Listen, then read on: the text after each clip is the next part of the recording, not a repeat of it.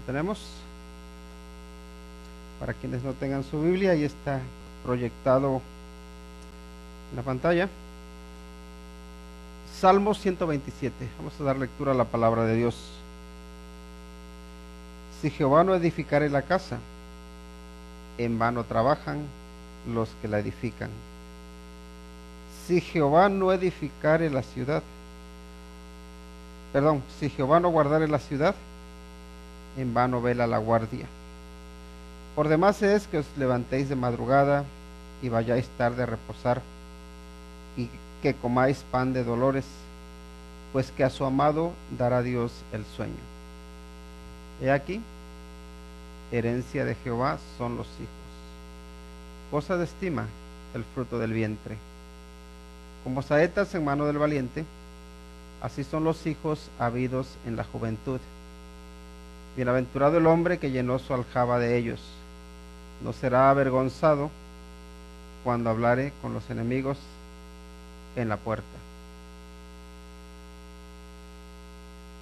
El tema que vamos a tratar esta tarde, ya sabemos cuál es el tema general, y es compartiendo la historia de Cristo para construir un hogar duradero. Y ese es el tema general de las 5 predicaciones que estamos teniendo, los 5 temas pero el tema específico de esta semana es es necesario un buen fundamento. Y nos compartía el pastor Glenn esta mañana que cuando estuvo ahí de vacaciones con un amigo suyo que se dedica a comprar casas que ya estén un poquito dañadas, las arregla y las vende, ¿no? Y lo que dice es esto, dice, si el fundamento está bueno, todo lo demás tiene solución, todo lo demás se puede arreglar. Si los cimientos son sólidos, si están en buenas condiciones, si hay un buen fundamento, todo lo demás se puede arreglar. Y sabemos que en todos los hogares hay problemas, ¿verdad? No hay ninguna familia que no enfrente problemas. Ahora, si ese hogar tiene buenas bases, si ese hogar tiene un buen fundamento, los problemas se van a resolver y el hogar se va a mantener firme y incluso se podrá fortalecer. Ahora, si los fundamentos son malos, ¿qué creen que va a suceder? El edificio, por muchos remiendos, por muchas vigas que se le pongan, se va a caer. ¿Por qué? Porque no hay una base sólida que lo sostenga. Entonces la pregunta para nosotros es esta: ¿tenemos una base sólida que sostenga nuestro hogar? ¿Tenemos una base sólida que sostenga nuestro matrimonio? ¿Y cómo lo sabemos? Tendremos que preguntarnos, ¿no? Ahora, creo que para identificar si nuestro hogar, si nuestra familia tiene una base sólida, es importante que nos respondamos 4 preguntas que son básicas. Respondiendo 4 preguntas básicas para establecer un buen fundamento o para también ver si tenemos un buen fundamento. Si no lo tenemos, es importante que lo establezcamos. Y miren, normalmente nosotros nos creemos que nuestra relación o nuestra vida depende de lo que hacemos. Y a veces nos creemos que cuantas más cosas hagamos, que mejor vamos a estar, que más fuertes vamos a ser. Pero en realidad es más importante lo que somos que lo que hacemos. Y lo que somos depende, ¿saben de quién? De quién es Dios. Entonces, la primera pregunta que nos tenemos que hacer para buscar o para ver si tenemos un fundamento sólido en nuestro hogar, en nuestra vida, es primero saber qué convicción tenemos de Dios o quién es Dios. Esa es la pregunta, ¿quién es Dios? Si a ustedes les preguntaran, bueno, ¿y quién es Dios? Descríbeme a Dios. ¿Qué dirías de Dios? ¿Cuál es tu teología? Y se suele decir que la teología del hombre determina su proceder. Es decir, que lo que tú creas de Dios, lo que pienses acerca de Dios, esa es la forma en que te vas a conducir en tu día a día. ¿Por qué? Porque normalmente lo que tú crees es lo que te lleva a tomar decisiones. Si tú tienes una idea clara de quién es Dios, entonces lo más probable es que tengas un entendimiento de cuál es su voluntad y que tomes decisiones conforme a su voluntad y que tus decisiones sean sabias. Pero si no tienes una idea clara de quién es Dios, o si tienes a un Dios que te has inventado tú, ¿qué crees que va a pasar? Que tus decisiones no van a estar basadas en lo que Dios dice, sino en lo que tú dices. Y miren, hay distintas formas de ver a Dios. Hay personas que ven, las personas que suelen ser legalistas, suelen ver a Dios como un Dios de ira, a un Dios que está esperando que cometas el menor error para lanzar prácticamente un rayo sobre ti y fulminarte. O que ven a Dios como un verdugo que está esperando a que cometas el más mínimo error para castigarte. Y hay otras personas que ven a Dios como un Dios amoroso, que tú puedes hacer todo lo que quieras y que no va a pasar nada, que no te va a castigar. ¿Por qué? Porque te ama. Hay otras personas que incluso llegan a negar a Dios. Hay personas que dicen, no puede existir Dios, y así viven. Viven como si no existiera Dios y les importa poco hacer daño. ¿Por qué? Porque dicen es que si al final no hay que darle cuentas a nadie.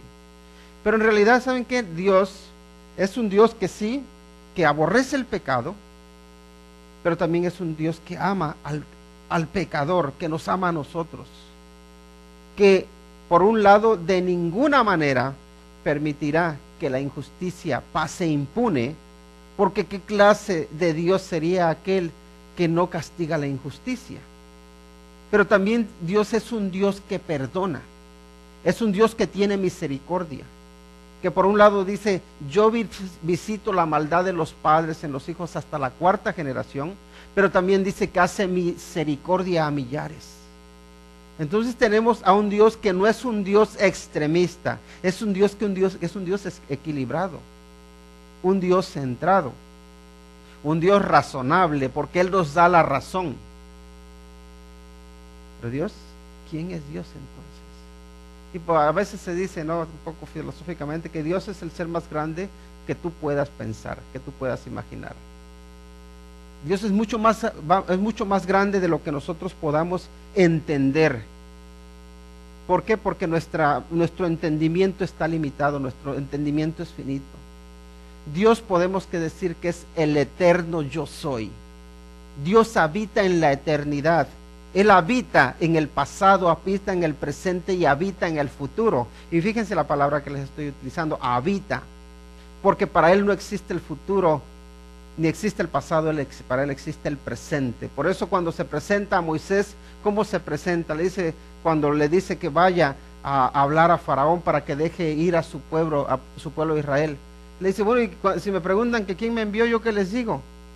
¿Cómo se presenta a Dios? Dile, yo soy te envía.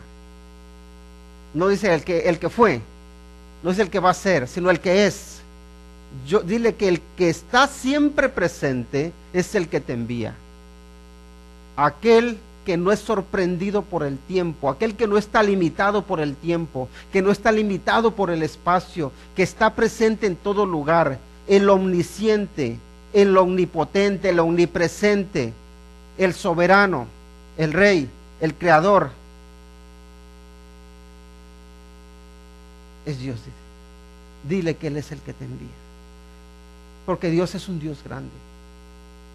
Dios es el creador. Es un Dios que no está limitado. Es un Dios que se manifiesta de distintas formas. Se manifiesta como el Padre, como ese Padre amoroso, que quiere tener una cercanía contigo, que quiere tener una intimidad contigo. Pero también se presenta como el Espíritu Santo, aquel que llena tu vida, aquel que convierte tu cuerpo en su morada, que convierte nuestro cuerpo en templo de su Espíritu, en templo suyo. Se manifiesta como Padre, se manifiesta como Espíritu, también que se manifiesta como Hijo. se manifiesta como el Hijo, que se identifica con nosotros en nuestro sufrimiento, en nuestro dolor, que se compadece con nosotros, que llora con los que lloran, que se alegra con los que se alegran, que da vida a los muertos, que da esperanza a los desesperanzados, que da vida eterna. Él es Dios.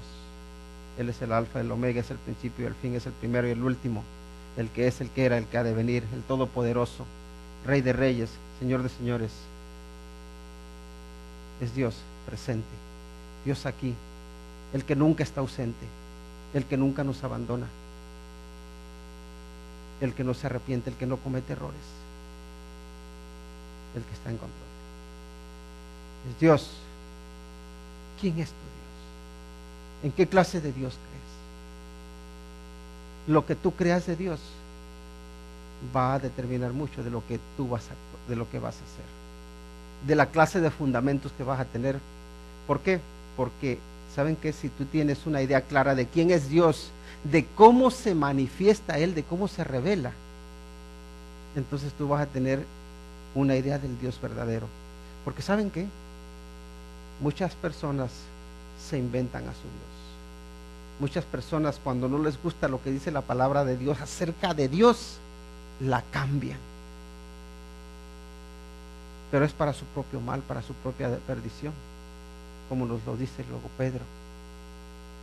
¿Por qué? Porque no quieren amoldarse a quien es Dios, no quieren reconocer a Dios tal cual es. Prefieren inventarse a un Dios que sea a su medida, pero no es Dios, porque ese es un ídolo. La pregunta es, ¿el Dios en el que tú crees es Dios, el Dios verdadero, el Dios que se revela en las Escrituras, el Dios que se revela en la Biblia? ¿O es una creación tuya? Si es una creación tuya, siento decirte que es un ídolo al que adoras. El que tienes en la mente no es Dios, es un ídolo.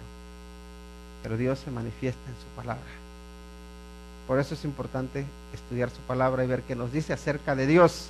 Entonces esa es la primera pregunta que hay que respondernos. ¿Quién es Dios? La segunda pregunta que nos tenemos que responder es, ¿qué ha hecho Dios por ti? ¿Qué ha hecho Dios por mí?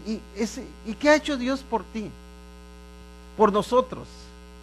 Dios es el creador del universo, ¿verdad? Es el creador del cielo y de la tierra, de todo lo que existe. Y podemos decir que Dios nos ha preparado una casa.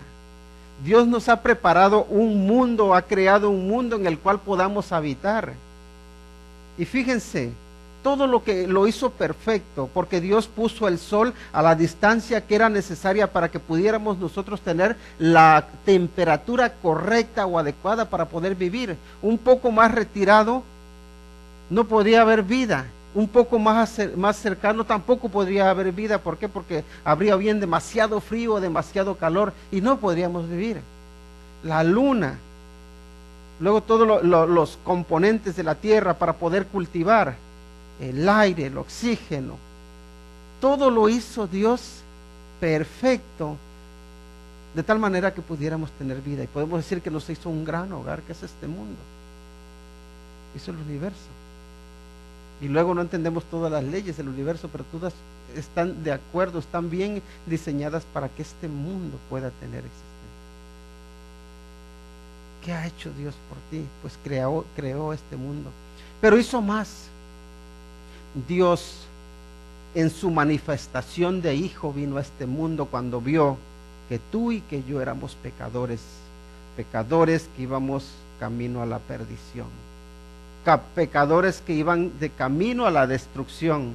¿Y qué hace? Viene el Hijo, muere en una cruz, va a la tumba y resucita para darnos vida eterna, para dar esperanza de vida a todo aquel que viene a Él por fe, a todo aquel que le reconoce como Señor y Salvador. ¿Qué ha hecho Dios por ti? Es la pregunta. Es el que te da la vida, pero también Él es el que te rescata de la muerte. Es el que te rescata del pecado. Es el que te rescata de la desesperanza y te da esperanza, el que te rescata de las tinieblas y te pasa a la luz. Cuando por la fe reconoces al Señor Jesucristo como Señor de tu vida. La pregunta es, ¿esa vida eterna te la ha dado a ti? Tú hoy por hoy puedes decir, tengo vida eterna porque le he entregado mi vida a Cristo Jesús y Él me ha salvado, me ha redimido.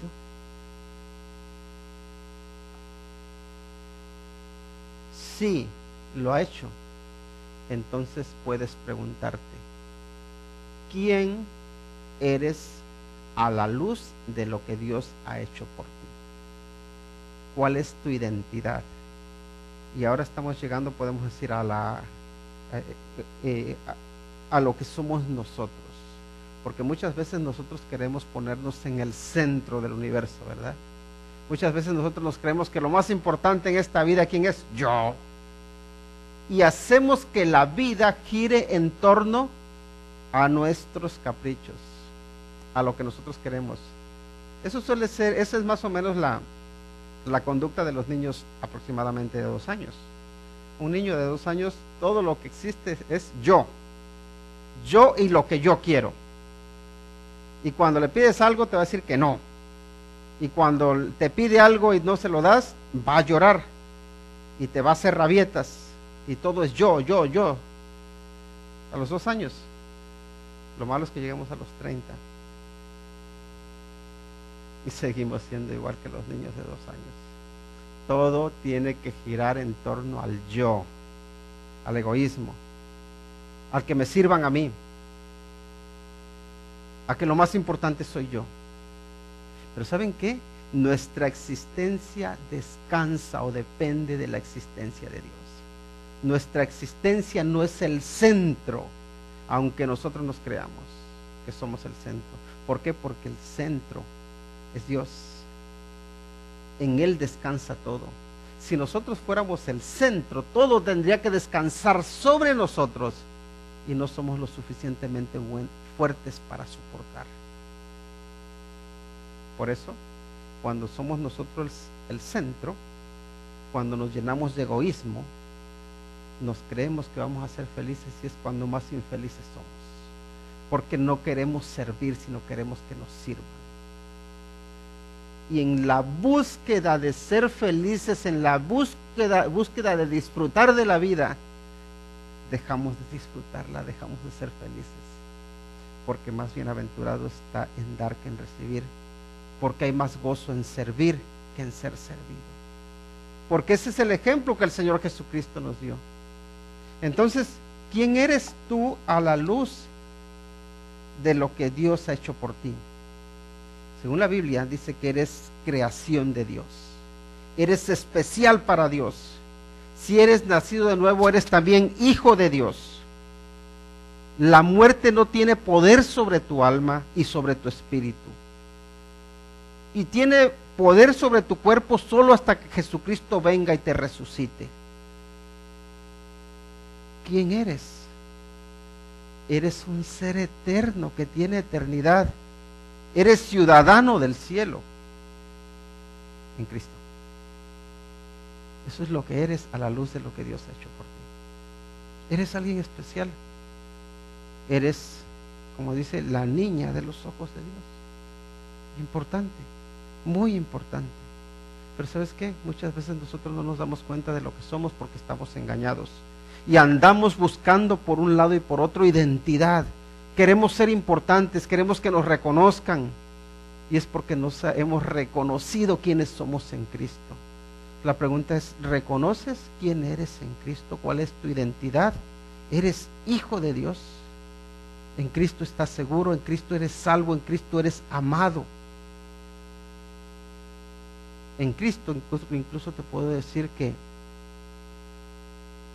eres invencible contra la muerte.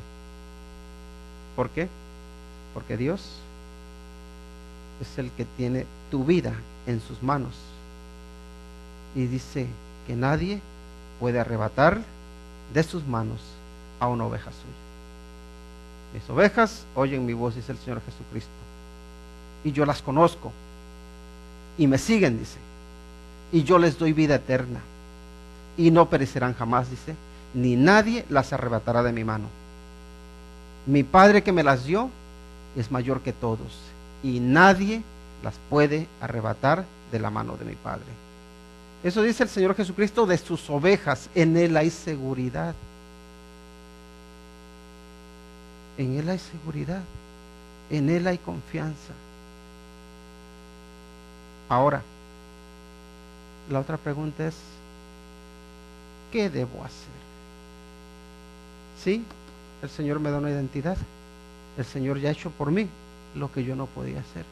Ahora la pregunta, ¿para qué? ¿Qué debo hacer? El Señor Jesucristo dice, vosotros sois la sal de la tierra. Vosotros sois la luz de la tierra. La sal debe dar sabor y la luz debe alumbrar. ¿Qué debemos hacer? Dar sabor a un mundo insípido.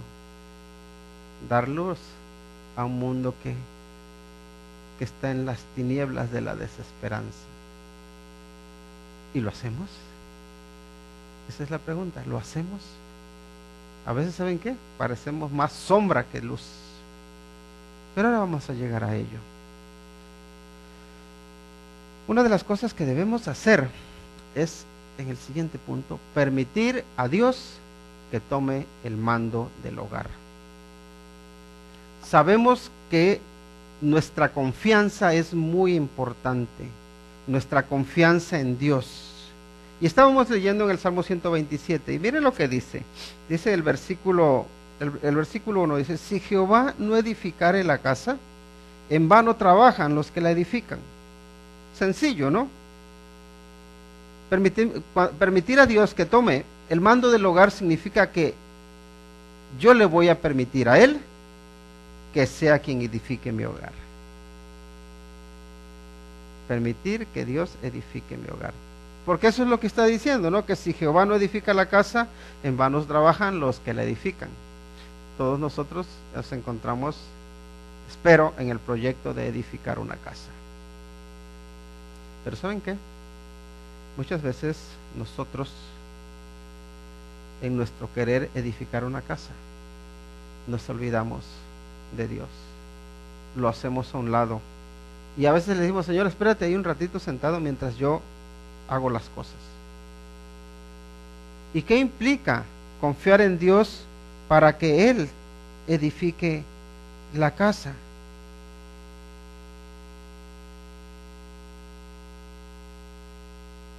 Porque yo puedo decir, bueno, sí, Señor, yo voy a confiar en que tú edifiques mi casa, pero ¿cómo? ¿Cómo lo voy a hacer? Y la forma en que lo hago es confiando en que sus instrucciones, confiando en que sus mandamientos, en que sus planes, en que sus palabras son más sabias que mis planes, son más sabias que mis palabras, son mejores que mis planes. Entonces por eso la semana pasada preguntaba o hablaba un poco de cuál es el propósito de tu matrimonio, cuál es el propósito que Dios tiene para tu hogar. Porque muchas veces nosotros no nos creemos que Dios realmente tenga un propósito para nuestro hogar y no confiamos en Él. Y si Dios, y recuerdan, y ahí se los puse en el papelito que les di, si Dios quiere que nosotros le glorifiquemos, si Dios quiere que nuestro hogar le honre, si Dios quiere que tengamos presente su palabra, que tengamos presentes sus mandamientos, ¿qué es lo que nosotros hacemos? Prefiero muchas veces hacer las cosas a mi manera. Una casa tiene que estar fundada en el respeto, una casa tiene que estar fundada en el amor, tiene que estar fundada en la sujeción mutua, tiene que estar fundada en el temor del Señor, tiene que estar fundada en compromisos firmes. Pero ¿saben qué? Nosotros muchas veces no confiamos en Dios. Por ejemplo, cuando uno está buscando esposo o esposa, la Biblia nos dice que no nos unamos en yugo desigual con los incrédulos. Pero nosotros a veces decimos, Señor, Pero yo miro para dentro de la iglesia y veo puro feíto y pura feíta. Y justamente el que me gusta o la que me gusta es de fuera. Y tienes que entender, Señor, que si me diste unos sentimientos, si me diste un sentido de la estética, y veo que aquí dentro de la iglesia puro feo, y haces que me guste alguien de allá, significa que tendré que ir a buscar el de allá, y tú me tienes que comprender, ¿no? Además que yo lo puedo evangelizar, y va a ser una persona más que traigo a tu reino. ¿Y qué hacemos? Vamos y nos casamos con el filisteo o con la filistea, ¿no? Y luego vienen las consecuencias. Luego, al que ibas a ganar para el Señor, te empieza a enfriar a ti. Pero luego te empieza a dar mala vida, también. Luego también hay choques. ¿Por qué? Porque tú tienes unas prioridades y él tiene otras, o ella tiene otras. Pero tú creíste que tú podías hacer las cosas mejor de lo que el Señor te decía. Tú no estás permitiendo que él edifique tu casa, la quieres edificar tú. Luego también con el tiempo, nosotros cuando somos jóvenes nos creemos que todo tiene que ser ya.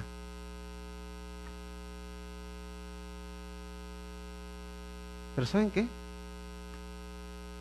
El tiempo de Dios es lo mejor para nuestra vida, porque dice que Él todo lo hace hermoso en su tiempo.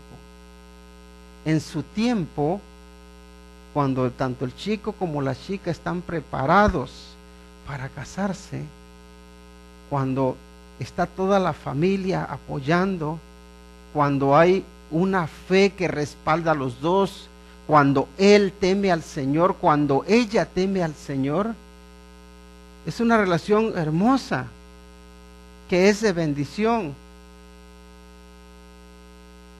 que es duradera, pero es en el tiempo del Señor. Pero nosotros muchas veces queremos correr y decimos, Señor, es que te tardas mucho, se me quema el arroz, o no sé cómo se dirá. Tiene uno muchas prisas, no tengas prisa, todo a su tiempo. Luego también ya cuando uno quiere proveer para su familia, cuando uno tiene el querer superarse, que todo está bien que uno quiera superarse. ¿Saben qué? A veces a nosotros nos da igual cómo ganemos el dinero. Si es de forma injusta, si es robando, si es aprovechándose, no pasa nada. Si es haciendo negocios sucios, no pasa nada. ¿Por qué? Porque el Señor me tiene que entender que yo tengo necesidad. ¿Y saben qué? El Señor sí entiende que tenemos necesidad, pero el Señor no negocia con nadie. Entiende que tienes necesidad, pero también sabe proveer de una manera justa. Y a veces nosotros nos creemos que somos más listos que Él. Otras veces también nosotros queremos salir adelante a costa de perder una relación con Él, porque tenemos tanto trabajo, estamos tan ocupados que no tenemos tiempo para el Señor. Y el Señor tiene que entender que no tengo tiempo porque estoy ocupado, porque estoy trabajando. Y el Señor lo entiende, pero no negocia. Y esas son tus decisiones, pues ahí también vas a tener tus consecuencias. Y a todos nos suele suceder en algún momento, pero es importante que pongamos prioridades. Entonces la pregunta es, ¿cómo permito a Dios que tome el mando del hogar? Andando en obediencia a Él, dejando que Él edifique la casa, confiando en su protección y su cuidado, aprendiendo a descansar en Él y también valorando a los hijos como bendición. Y esto lo vemos aquí en los versículos 1 al 4, ¿no? Primero, si Jehová no edificará la casa, en vano trabajan los que la edifican. Entonces ahí es permitir que Él edifique nuestro hogar. Luego, Si Jehová no guardare la ciudad, dice, en vano vele la guardia. Y podemos decir que ahí es confiando en su protección y en su cuidado. Muchas veces nosotros creemos que somos mejores protectores que nadie. ¿Y saben qué? Hay una de las cosas que hay que aprender. Y hay que saber que tú y yo no vamos a cuidar mejor a nuestros hijos, a nuestros padres, a nuestra esposa, a nuestro esposo, mejor que Dios. A veces nosotros queremos tomar el papel de Dios. ¿Y saben qué? Los convertimos en posesivos. Hay que tener cuidado también en eso. Entonces, el siguiente aspecto es que tenemos que aprender a descansar en Él. Dice, por demás es que os levantéis de madrugada y vayáis tarde a reposar y que comáis pan de dolores. Dice, pues que a su amado dará Dios el sueño. Y aquí la idea es esta, que nosotros normalmente para poder descansar, para poder decir, ahora sí estoy bien, ahora sí todo está bien, todo está tranquilo, ya puedo dormir tranquilo, pero para eso, ¿qué es lo que tengo que hacer? Trabajar y trabajar, levantarme de madrugada, irme tarde a descansar, para en un futuro yo poder descansar. ¿En qué? En lo que yo ya hice. Y lo que nos dice, a su amado Dios dará el sueño. A su amado Dios dará el sueño. La sensación de bienestar, la sensación de que ya lo tienes todo, es cuando estás con Él, cuando estás en paz con Él. Cuando tú quieres buscar tu seguridad, tu descanso fuera de Él, incluso matándote o dejándote la vida, puede ser que cuando hayas conseguido todo lo que quisiste conseguir, al final no estés satisfecho o satisfecha, porque estás vacío de Dios. Esa es la idea que nos da. Entonces, que sea el quien edifique nuestro hogar, confiar en su protección y cuidado, aprender a descansar en Él y también valorar a los hijos como bendición de Dios. ¿Por qué? Porque nos dice ahí el versículo 4 que como saetas en manos del valiente, así son los hijos sabidos en la juventud. Bienaventurado el hombre que llenó su aljaba de ellos, no será avergonzado cuando hablare con los enemigos en la puerta. Eso es importante, valorar a los hijos como una bendición de Dios, aunque parece, a veces más bien, yo no sé si han escuchado a las mamás cuando dicen, ¿qué, Señor, qué hice yo para merecerme este hijo que me diste? Así, eso lo decían nuestras mamás, ¿no? ¿Qué mal habré hecho para que ya me haya salido esta hija tan rebelde? Pero si la ves cuidadosamente, te vas a dar cuenta que se parece mucho a ti. ¿Qué habrás hecho? ¿Qué habrás hecho para tener esos hijos así, de revoltosos, peleoneros, desobligados, irresponsables? ¿Qué habrás hecho? ¿Qué habremos hecho? ¿O qué estaremos haciendo? ¿Qué estamos sembrando? Porque es muy bonito culpar a los de fuera y no darnos cuenta de que los fallos son nuestros. Pero ¿saben qué? Incluso lo que te haya tocado de hijo o de hija, que pueden ser unos santos, unos panes de Dios, esos suavecitos y recién salidos del horno, pueden ser esos bolillotes duros que no te los puedes ni comer, prefieres apartarlos.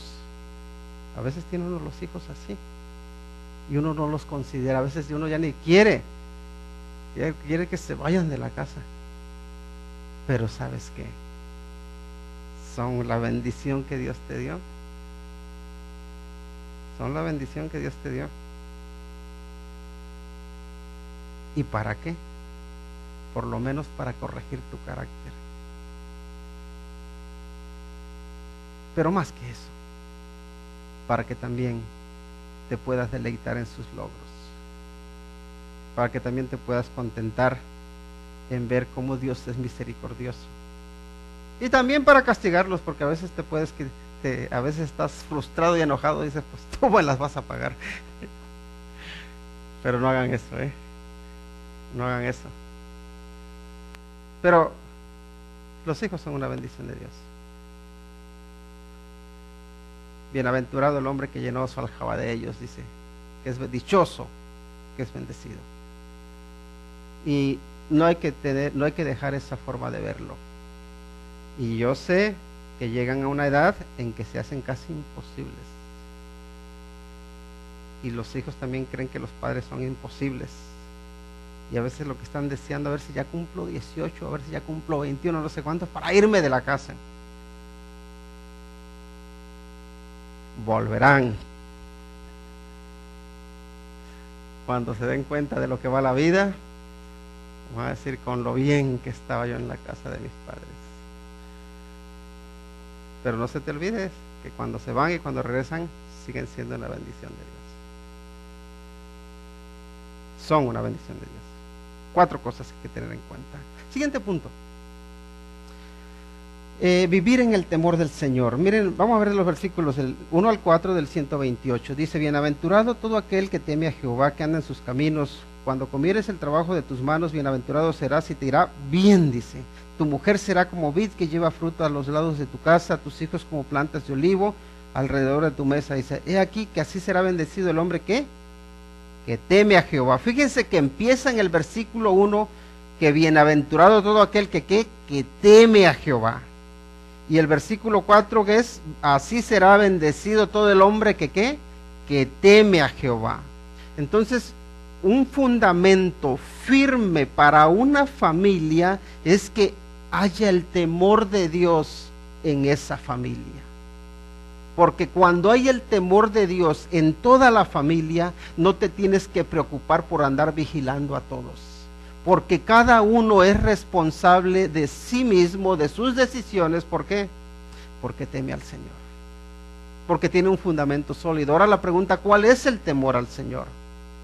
El temor al Señor puede ser de 2 maneras. El temor es el miedo al castigo, ¿no? Ese es un tipo de temor que vemos, por ejemplo, con Adán. Cuando acaba de pecar, él se anda ocultando de Dios. Huye de Dios.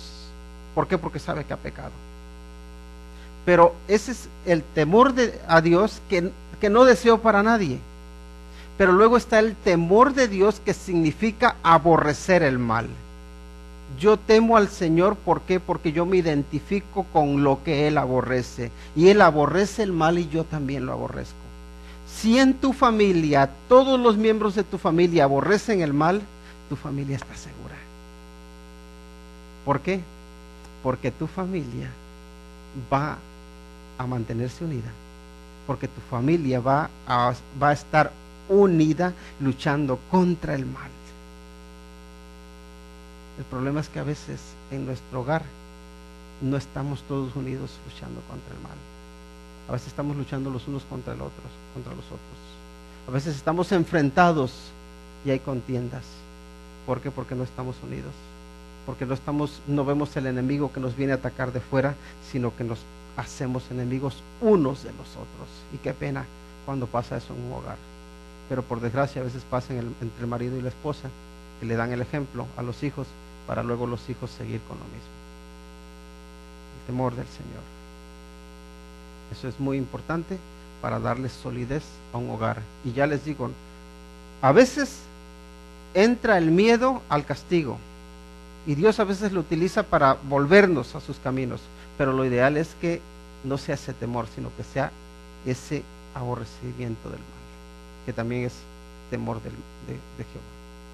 Y el segundo punto es escuchar las palabras de Cristo y ponerlas en práctica. Y eso es lo que nos dice el Señor Jesucristo cuando nos habla de los dos, cuando compara, ¿no? Recuerden ahí en Mateo, los capítulos del 5 al 7, el Señor Jesucristo nos da lo que es el Sermón del Monte, ¿no? Y cuando ya ha terminado todo el Sermón del Monte, lo que el Señor Jesucristo hace es, de alguna manera, llamar la atención y dice, miren cómo lo dice, ¿no? Cualquiera, en el versículo 24 del capítulo 7, cualquiera pues que me oye estas palabras y las hace, le compararé a un hombre prudente que edificó su casa, ¿qué? Sobre la roca. Descendió lluvia y vinieron ríos y soplaron vientos y golpearon contra aquella casa y no cayó. ¿Por qué no cayó? Porque estaba fundada sobre la roca. ¿Cómo edificas una casa con fundamentos sólidos? ¿Cómo fortaleces tus fundamentos? Y lo pongo de esta manera: escuchar las palabras de Cristo y ponerlas en práctica. ¿Sabes que en la Biblia hay por lo menos 49 mandamientos que nos da el Señor Jesucristo? Y el primero, ¿saben cuál es? Arrepiéntete. El siguiente es sígueme. Después dice, ser pescadores de hombres. Y así. Escuchamos a Dios cuando nos habla. El escuchar es una virtud que todos necesitamos. Escucha las palabras de Cristo y ponlas por práctica, y vas a formar un hogar sólido, vas a tener unos fundamentos firmes. Y aquí lo que el Señor Jesucristo se está refiriendo es a todo lo que ha estado compartiéndoles, a todo lo que les ha estado enseñando sobre el sermón del monte, ¿no? Les habla sobre el juzgar a los demás, les habla sobre la oración, les habla sobre el ayuno, les habla sobre las ofrendas, les habla sobre la regla de oro, de que hagas a los otros lo que quieres que hagan contigo, les habla de que no hagamos tesoros en el suelo o en la tierra, nos habla de que la lámpara del cuerpo es el ojo, es decir, de que tener cuidado de lo que miramos, les habla de cómo hay que tener cuidado con las riquezas, les habla del afán y de la ansiedad, les habla de las limosnas, les habla del enojo, les habla del respeto a la palabra de Dios, les habla del adulterio, les habla del divorcio, les habla de los juramentos, les habla de cómo debe uno tratar con los enemigos. De todas estas palabras está hablando el Señor Jesucristo aquí en el Sermón del Monte. Y dice, todo el que me escucha estas palabras y las hace, es alguien que está edificando sobre la roca. Pero ¿qué pasa con el que no escucha? El que no escucha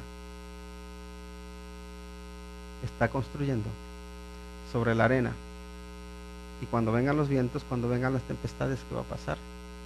Va a caer su casa y va a ser grande su ruina, porque edificó sobre la arena. Esta semana vinieron unos a hablarnos un poquito de qué hacer en caso de que haya una catástrofe, ¿no? Y nos decía que si hay un terremoto, cuáles son los lugares más seguros. Y fíjense que Newport en su mayoría está edificado sobre arena. No es para asustar a nadie. Y luego está el Otter Rock, que está edificado que el hotel y de ahí por donde trabaja Víctor y todo eso es una gran roca. Entonces dice, bueno, en realidad el suelo más seguro que hay por aquí es aquello, dice, porque eso es ahí hay una gran roca, así es que si hay un terremoto, lo que creemos que menos va a sufrir es allí, porque está edificado sobre la roca, porque hay un fundamento sólido. ¿Y saben qué? Las tempestades vienen. A todos los hogares les golpean las tempestades. Algunos se mantienen firmes y otros no. La diferencia es el cimiento, el fundamento. ¿En qué estás fundado? ¿En qué estás cimentado? Algo práctico que creo que debemos hacer es lo que Dios manda a su pueblo que haga, que ponga en práctica. Miren lo que nos dice, y ya con esto vamos a terminar. Y se encuentra en Deuteronomio capítulo 6, y es lo que se conoce como el Shema, que le llaman el gran mandamiento. Dice, escuchen, oye Israel. De alguna manera está diciendo, oye a cada uno de nosotros. Jehová nuestro Dios, Jehová uno es. Saca fuera los ídolos. Todo aquello que te quiera alejar del único Dios en que puedes confiar plenamente, apártalo, porque solo hay uno, dice. Jehová uno es. Versículo 5 dice, y amarás a Jehová tu Dios de todo tu corazón y de toda tu alma y con todas tus fuerzas. Ahí está. ¿Quién es Dios? nuestra relación con Dios. El versículo 6 dice: y estas palabras que yo te mando hoy estarán sobre ¿de qué? Sobre tu corazón, dice. El 7, y las repetirás a tus hijos y hablarás de ellas estando en tu casa y andando por el camino y al acostarte y cuando te levantes. El 8, y las atarás como una señal en tu mano y estarán como frontales entre tus ojos. 9, y las escribirás en los postes de tu casa y en tus puertas. Escucha, cualquiera sea tu nombre, Dios es uno. Ama a tu Dios, escucha lo que te dice y repíteselo a tus hijos para que tengas fundamentos sólidos. Vamos a ver. Padre Celestial, te agradecemos por tu santa palabra, porque nos hablas, porque nos das una base firme en la cual poder descansar. Y Señor, te pedimos por sabiduría para que podamos tomar decisiones que sean sabias, que sean responsables, que te honren a ti. Y Padre, si hasta ahora no te hemos sido fieles, te pedimos que tú nos perdones y que nos ayudes para que a partir de hoy podamos edificar sobre la roca que es Cristo Jesús. Porque nos damos cuenta que los edificadores, que eran los dirigentes religiosos en el tiempo que vino el Señor Jesucristo, desecharon a la piedra angular que era Cristo Jesús y perecieron. Pero nosotros no queremos hacer así. Nosotros queremos poner al Señor Jesucristo en el centro, en el fundamento, en el cimiento de nuestro hogar, para que descanse en Él. Es por medio de Cristo Jesús que oramos y te rogamos que nos concedas hacerlo. Amén. Que el Señor les bendiga.